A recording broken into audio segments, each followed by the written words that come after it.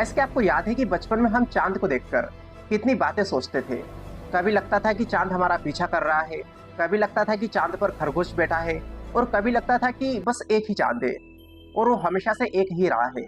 लेकिन आज इस वीडियो में जो बात मैं आपको बताने वाला हूँ, वो सुनकर शायद आपके चेहरे पर भी वही मुस्कान आ सकती है जो दुनिया भर के वैज्ञानिकों के चेहरे पर आई। गाइस, हाल ही में नासा ने पुष्टि की है कि धरती के पास एक नहीं बल्कि दो चांद है। लेकिन ये चौंकाने वाली खबर जितनी एक्साइटिंग है, उतनी ही गलत फहमियों वाली भी है। इस वीडियो में हम बात करेंगे कि क्या सच में हमारे आसमान में एक और नया चांद उभर आया है, क्या अब रात में दो चांद दिखेंगे, या फिर ये सिर्फ एक साइंस मेड हेडलाइन है। दरअसल कुछ ही हफ्ते पहले सोशल मीडिया पर एक न्यूज वायरल होने लगी थी। NASA confirm earth now has two moons.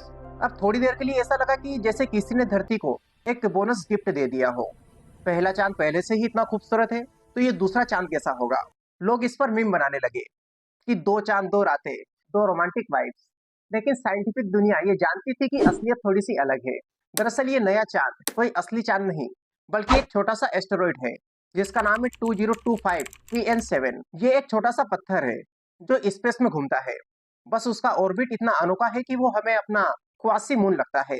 अब ये क्वासी मून क्या होता है, तो आप इसको ऐसे समझो कि हमारा असली चांद जिसे हम रात में देखते हैं सीधा पृथ्वी के इर्द गिर्द घूमता है, यानी कि अर्थ उसे ग्रेविटेशनली पकड़ कर रखती है। लेकिन ये क्वासी मून यानी कि 2025 PN7 ऐसा नहीं करता। ये पृथ्वी के चारों ओर सीधे नहीं घूमता, बल्कि ये सूरज के चारों ओर घूमता है, ठीक उसी स्पीड में और उसी दिशा में जिस दिशा में हमारी पृथ्वी घूमती है। आप इसको ऐसे समझो कि आप सड़क पर गाड़ी चला रहे हो, आपके बगल में एक और गाड़ी है जो आपकी ही स्पीड से चल रही है। वो आपके साथ साथ चलती रहती है और आपको लगता है कि वो आपके साथ ऑर्बिट कर रही है, जबकि असल में दोनों अपनी अपनी डायरेक्शंस में चल रहे होते हैं। अब क्वासी मून भी ठीक ऐसा ही होता है। वो अर्थ के साथ सिंक्रोनाइजेशन में रहता है, पर धरती का असली मून नहीं बनता। ये एस्टेरॉइड बहुत छोटा है। वैज्ञानिकों के मुताबिक इसका आकार करीब 18 से लेकर 36 मीटर तक है, यानी कि एक छोटा सा बिल्डिंग जितना। ये इतना छोटा है कि टेलीस्कोप से इसे ढूंढना भी मुश्किल होता है। लेकिन इसका ऑर्बिट बहुत खास है। ये पृथ्वी के साथ 1:1 रेजोनेंस में चलता है। मतलब कि पृथ्वी जितना टाइम सूरज का चक्कर लगाने में लेती है, ये एस्टेरॉइड भी उतना ही टाइम लेता है। और इस वजह से ऐसा लगता है कि मानो ये हमारे साथ साथ चल रहा हो। अब एक कॉमन सवाल जो आपके दिमाग में आ सकता है कि भाई क्या ये सच में चांद की तरह घूमता है, तो मतलब ये धरती से टकरा सकता है। तो देखिए, ऐसा कुछ नहीं होने वाला। 2025 PN7 कभी भी पृथ्वी के बहुत करीब नहीं आता। इसकी क्लोजेस्ट अप्रोच भी पृथ्वी से लाखों किलोमीटर दूर रहती है। ये इतना दूर है कि चांद से भी कई गुना दूर रहता है। इसका ग्रेविटी पर भी कोई असर नहीं होता, न टाइड्स पर कोई असर होता है, और आपकी डेली लाइफ पर तो इसका बिल्कुल असर नहीं होने वाला। वैज्ञानिकों की कैलकुलेशन के मुताबिक ये क्वासीमून हमारे साथ 2083 तक रहेगा, यानी कि लगभग 50 से लेकर 55 साल तक। अब यहाँ पर साथ रहने का मतलब क्या है? सिंक्रोनाइजेशन। ये कभी भी पृथ्वी का परमानेंट मून नहीं बनेगा। कुछ लोग फिर भी सोच सकते हैं कि भाई ये हमारे लिए खतरनाक तो नहीं है।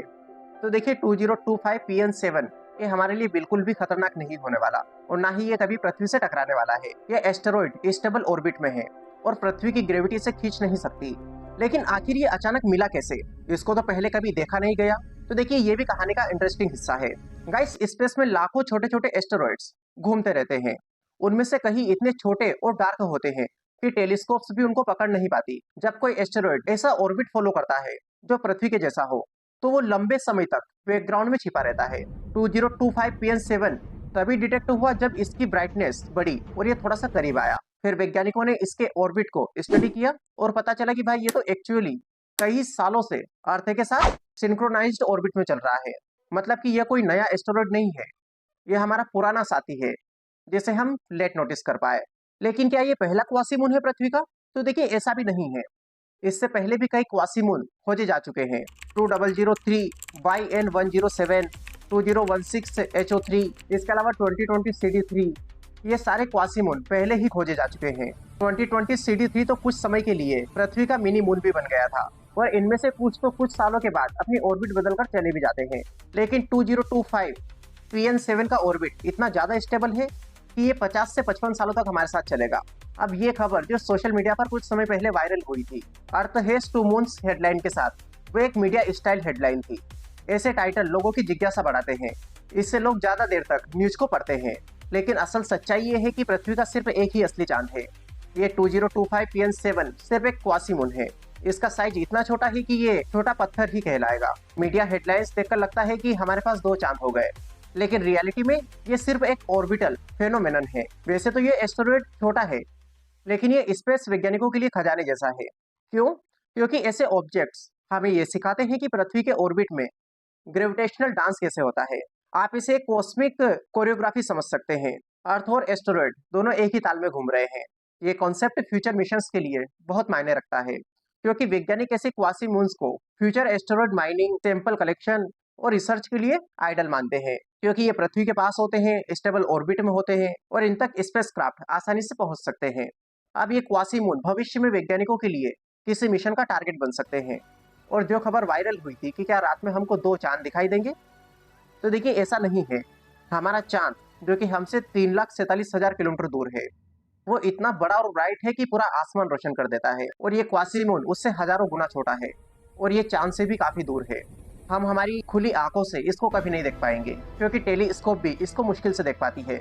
लेकिन एक और सवाल जो यहाँ पर पूछना बनता है कि क्या असल में कभी पृथ्वी के 2 चांद होंगे? तो देखिए थ्योरेटिकली ऐसा हो सकता है, लेकिन प्रैक्टिकली अभी के हिसाब से तो ऑलमोस्ट इम्पॉसिबल। अर्थ के पास इतनी ग्रेविटी है कि ज्यादा बड़े ऑब्जेक्ट स्टेबल ऑर्बिट में नहीं रहते। या तो वो टकरा जाते हैं या किसी और ऑर्बिट में चले जाते हैं, या फिर सूर्य या दूसरे प्लैनेट्स की ग्रेविटी उन्हें खींच लेती है। तो परमानेंट सेकंड मून का आइडिया रोमांटिक तो है, लेकिन फिलहाल ये इम्पॉसिबल लगता है। फिर इसके बारे में आप क्या सोचते हैं? क्या आपने ये न्यूज़ देखी थी? कमेंट बॉक्स में बताइए। वीडियो पसंद आए तो इसे लाइक कर लीजिए, चैनल पर नए हो चैनल को सब्सक्राइब कर लीजिए। Wish all the very best, thank you so much.